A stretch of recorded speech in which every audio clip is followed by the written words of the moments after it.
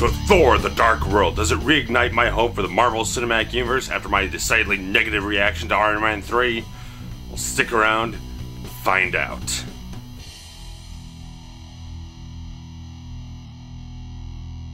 As the mighty Thor fights to restore order to the Nine Realms, an ancient race led by the vengeful Michalak returns to plunge the universe back into darkness. When the woman he loves, Jane Foster, falls prey to a powerful dark force, Thor returns to protect her from Michalak's grasp. Now, to defeat an enemy that even Odin and Asgard cannot withstand, Thor sets upon his most dangerous and personal journey yet, forced into an alliance with the treacherous Loki to save not only his people and those he loves, but our universe itself. So first up quickly, I really did like the first Thor movie. That it was a film that the marketing campaign didn't grip me, so I didn't see it in theaters.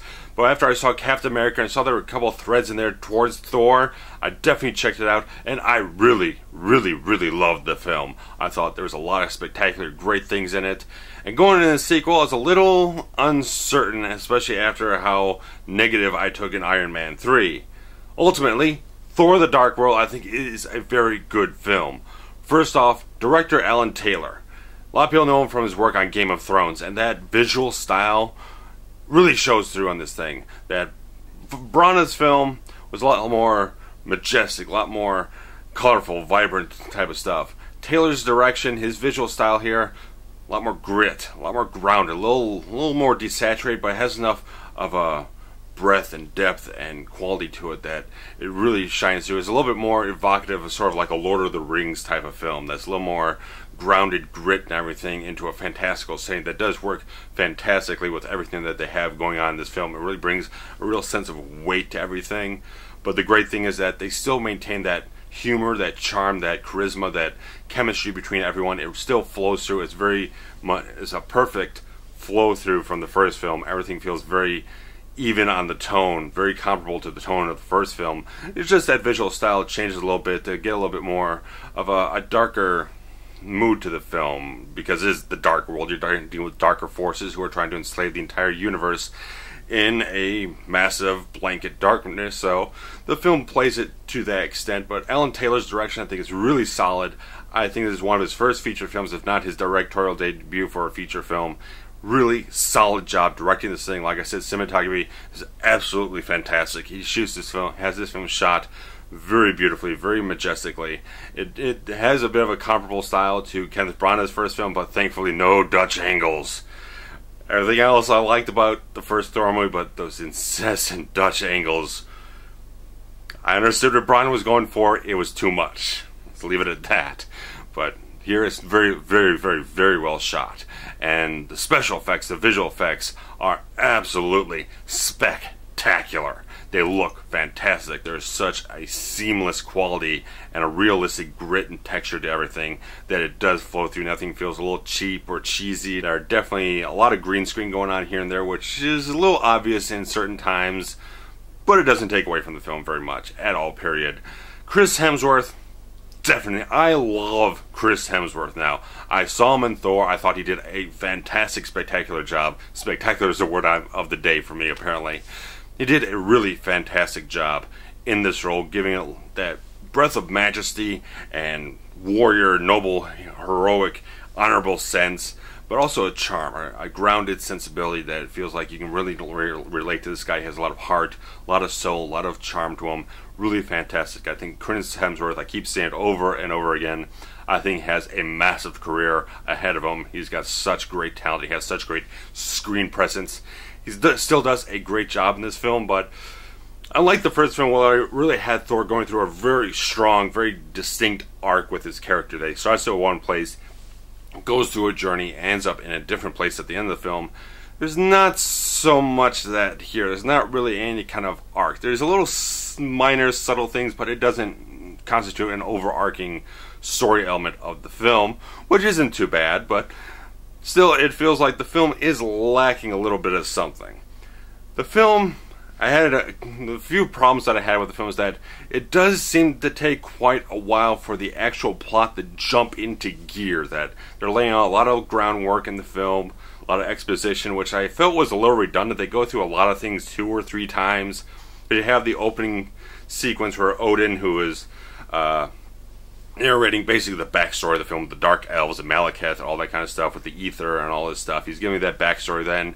But half an hour later, you got Odin telling basically the same story again to Thor and Jane, and then you have Stellan Skarsgard's character kind of saying a little extra more stuff to it, but they'll reiterate the same thing, but add like one extra thing or two, so it just becomes a little too redundant. I think they could have chopped it down and edited it a little bit more so it's a little bit more succinct, a little more punch, that you cut in the scene a little later on, so you get the idea that they have been talking about this stuff, but you're getting the extra bit of information there at the end of the thing to get the extra context that you need to push the story forward instead of going over it over and over and over again. And when it really does pick up is basically when the character of Loki really becomes active in the plot of the film, but it's almost like halfway through the film, if not even, well, probably about halfway through the film. He comes in the film, and Tom Hiddleston, obviously, he's a fantastic actor, puts so much charisma and delight into this performance of Loki that really does bring out so much more vibrance, so much more chemistry with him and Hemsworth. They work together spectacularly in both kind of the humorous bits and a little bit more the dramatic moments. They're fantastic fit together. Fantastic. They really do a great job working off of each other so well, and so many great moments in the film. And the film does throw you a couple of swerves here and there, which I will not spoil whatsoever, but I really liked how they did that. There's some deception here and there that you don't know where things are going. You think things are going one severe direction, then they turn around and do another thing. It's very fantastic. I like that. It's real smart. It keeps you on your toes, keeps you very invested in where the dramatic turns of the film are going. Even though you might think, well, it might have been a little interesting to see how this thing played out the other way, but regardless, it still works very well towards a lot of the stuff that they're going for. Like I said, the plot takes quite a while to actually jump into gear, where they're kind of just sitting around in Asgard trying to figure out this, that, and the other thing, and then an attack happens. Malekith's forces charge Asgard, lay on assault on it, and it's not until after that point where all that stuff has happened, which is probably about 45 minutes in the film, that things actually start happening, that they start taking action against people. And it just feels like it takes too long to get to that point, that, like I said, they could have chopped out a couple things here and there. What I'm getting to is that it takes a while for all this stuff to get going, but once it does get going, there's not a whole lot of plot to explore in the film. That once they're taking action to confront Malekith and do all this various stuff, there's not much more to play out beyond that. There's just a twist and turn here, trying to get to the point where they defeat him at the end of the film, one way or another, somehow, some way. It just feels like if you had a little bit more of that thematic material like you had in the first film, with Thor going through a character arc in the film, because Loki probably has the most character development of the film, whether by whatever design. They just seem to favor him a good bit, and I do like the character of Loki. I don't gush over him as much as other people think. I think he's a great character, great actor in the role. A lot more things they could do with him, but I don't think they should overextend the character. I think they should keep him a little bit more reserved. Don't overuse him, don't oversaturate him to where he burns out in the minds of the fans and everything.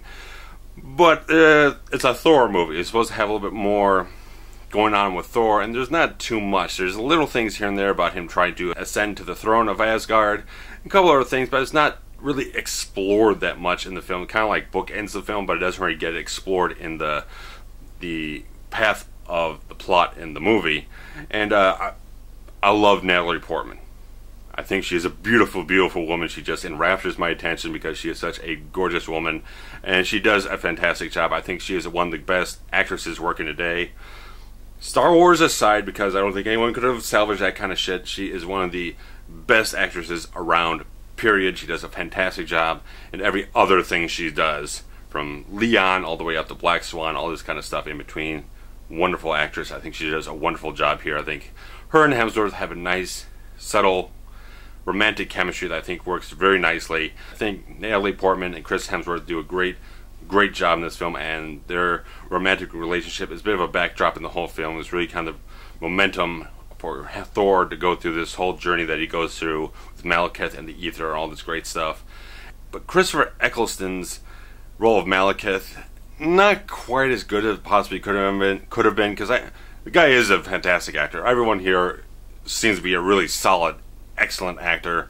Eccleston is a fantastic actor in his own right, and it's just the fact that the character just doesn't, One of the things that hinders it is that he's maybe about 80% of his dialogue is all done in this dark elf speech, that own language, this foreign language that no one in the audience could ever understand, so you have to read all the subtitles, which I don't have too much of a problem with.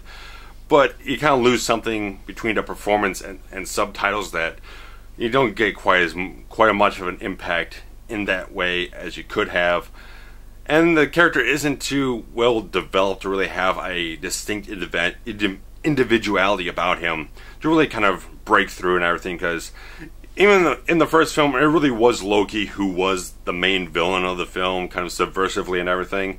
But even Colm Fiore's Laufey, I thought, was very chilling, very effective, very scary and intimidating. I thought he had a really good presence in that film.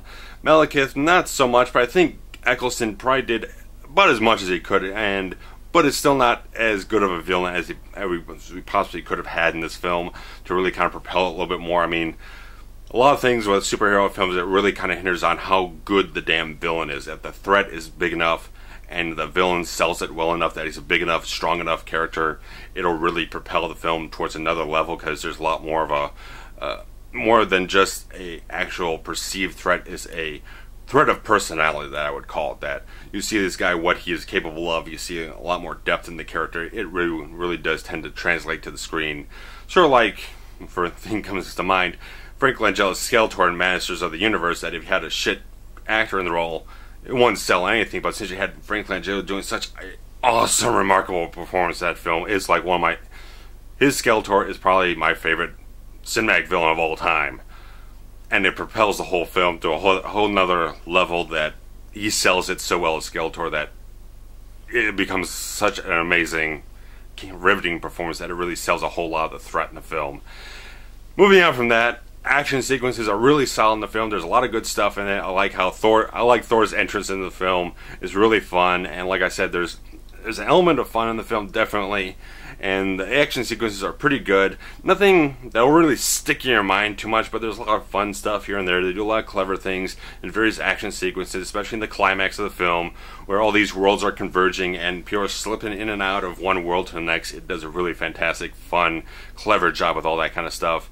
And overall, I say Thor: The Dark World is a good sequel. It's not a great one. I wouldn't place it above the first film. I love that film. I think it's still a fantastic piece of work from start to finish.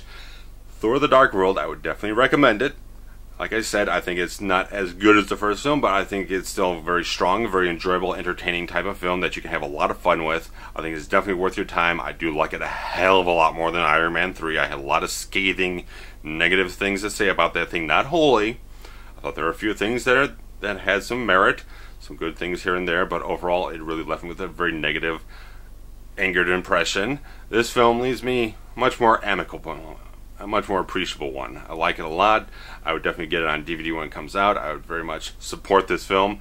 That's all I got for you, and if you saw the film, you like the film, you don't like the film, what do you got to say? Post some comments below. What is your favorite Marvel film? Whether it's the Marvel Cinematic Universe or something else. What is the one Marvel film that wasn't that good, but you think should definitely get a little bit more attention?